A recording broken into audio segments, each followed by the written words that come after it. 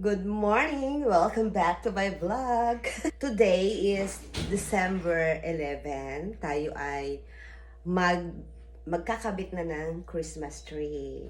Ay, alam niyo yon, hindi ko matiis na hindi maglagay ng Christmas tree dito sa bahay kasi naawa ko sa mga anak ko. Wala na talaga akong plano maglagay ng Christmas tree kasi nga tinatamad talaga akong magkabit. Ayaw naman lang ako samahan ng mga anak ko kasi mga busy daw sila.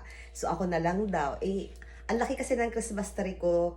Kaya ngayon, nagpalit na ako ng Christmas tree para mabago naman. Maiba naman, di ba?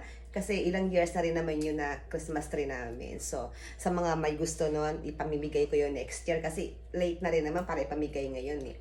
At ipapakita ko sa inyo yung aking very cute lang na Christmas tree. Kasi nga, alam niyo yun, naalala ko rin kasi yung sinabi ng husband ko na very important sa kanya ang Pasko. Na kahit hindi yung Catholic, talagang kabilin-bili na niya sa akin na dapat meron kaming Christmas spirit sa bahay. At yun nga ang billing niya na kailangan ang mga anak niya ay magsimba. 'Di ba? Kahit di siya Katoliko, talagang kabilin-bili na niya yon na magsimba. Kaya, ayun, sa Pasko, talaga pag tuwing Pasko nagsisimba kami. Ay sinabi sa akin ng asawa ko yun na isimba ko yung mga bata. Kasi nga, syempre, ang Pasko ay hindi naman talaga sa mga decoration lang. Ito ay para kay Lord. Kaya, mabait din yung asawa ko, no? Naiintindihan din niya. Kahit hindi siya Katoliko. Kaya, ngayon, ikakabit ko pa rin ng Christmas tree para maiba naman. So, yun, samahin niyo ako sa aking bagong Christmas tree ikakabit. Ito.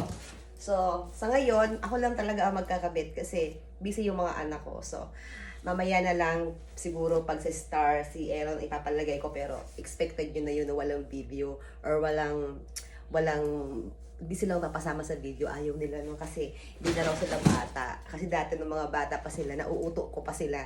Sila talaga yung taga-decor, sila yung tagalagay ng Christmas ng star. Kasi expected talaga nila kapag may Christmas tree no mga bata pa sila punong-puno na yan ng regalo. Talaga excited sila, naghihintay sila ng regalo. Kaya naisip ko naman na wag na maglagay ng Christmas tree. Kasi wala namang regalo. Wala ako pambibili ng mga regalo. Saka, dati kasi paramihan sila ni Amber saka si Aero ng regalo. Kasi noon, mga bata pa sila, kahit mga munting bagay lang, ibabalutin ko yung masaya na sila, mga laruan. Ngayon kasi syempre iba na. Pero syempre maglalagay pa rin tayo kasi yun talaga yung parang spirit dito sa bahay. Wala pa akong Christmas decor kahit isa, kaya yung Christmas tree na lang. So yun, samahan niyo ako sa aking pagkakabit ng Christmas tree.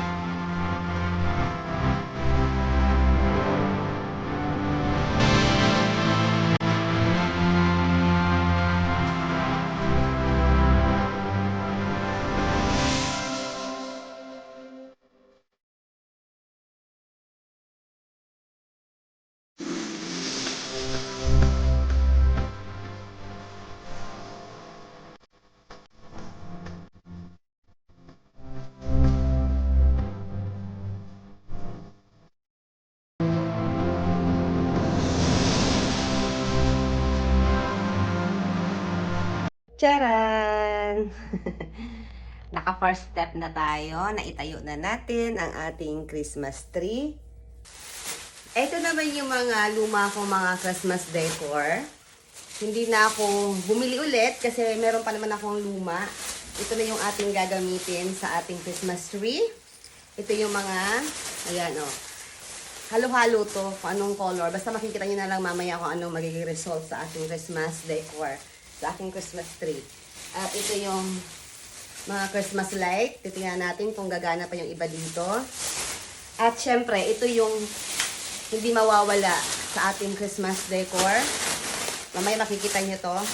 Ito yung dala-dala ng daddy ng mga anak ko na napakatagal na, mula nung mga baby pa sila, ay lagi namin ito dinidisplay kapag Christmas kasi ito yung pinaghirapan ng daddy nila na ibiyahe papunta dito para lang dito sa Christmas na ito. So, ito daw ay gawa pa daw ito ng mama niya.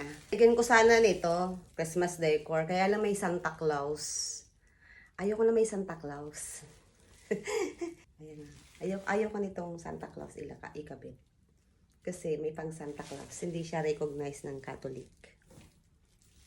Ito na yung luma nating Christmas light. Titingnan natin kung alin pa dito yung gagana.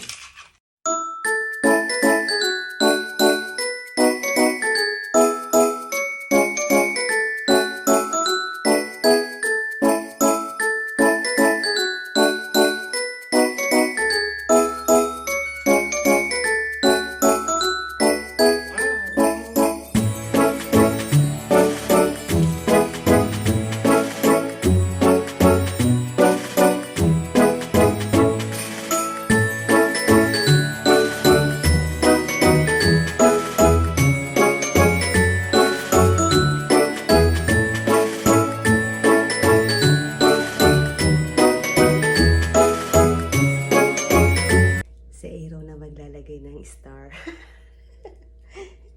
Ginising ko. Saka magalit kasi paggising niya may Christmas tree na tapos may star na. Kasi siya tagalagay ng star talaga namin. Hintayin natin si Aaron. Eto na! Yari na ang aking Christmas tree. Nakabit na rin ng aking bunso ang star. At syempre, wala siyang picture. So, ayan na. Sisindihan na natin ang Christmas light ng aking Christmas tree. Ayan. Finish na. Saglit ko lang siya ginawa. Ayan na. Malapit na. Sisindihan na natin ang Christmas tree natin. Magka-countdown tayo. Countdown. Ayan. Magka-countdown tayo. Sentro natin. Countdown tayo ng...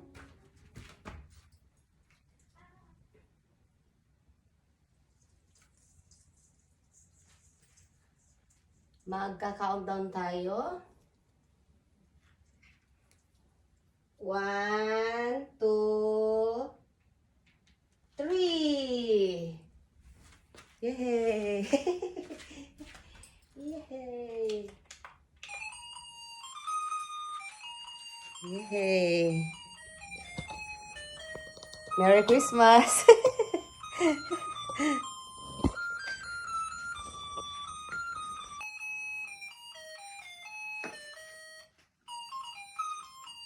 Ito na ang aking Christmas tree.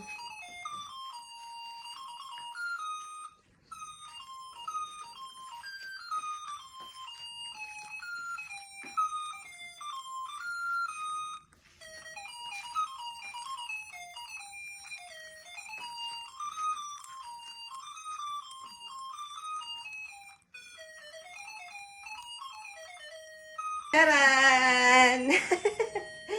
Ito na ang ating finished product ng Christmas tree. Ayan. Siyempre sa tapat ko siya ng altar nilagay. At ito na ipakita ko na sa inyo. Yung dala-dala ng daddy nila. Ng mga anak ko. Palagi ito nasa Christmas tree ko. Itong dalawang to. Pamana ng lola niya. Ayan. Itong dalawang to. Oh.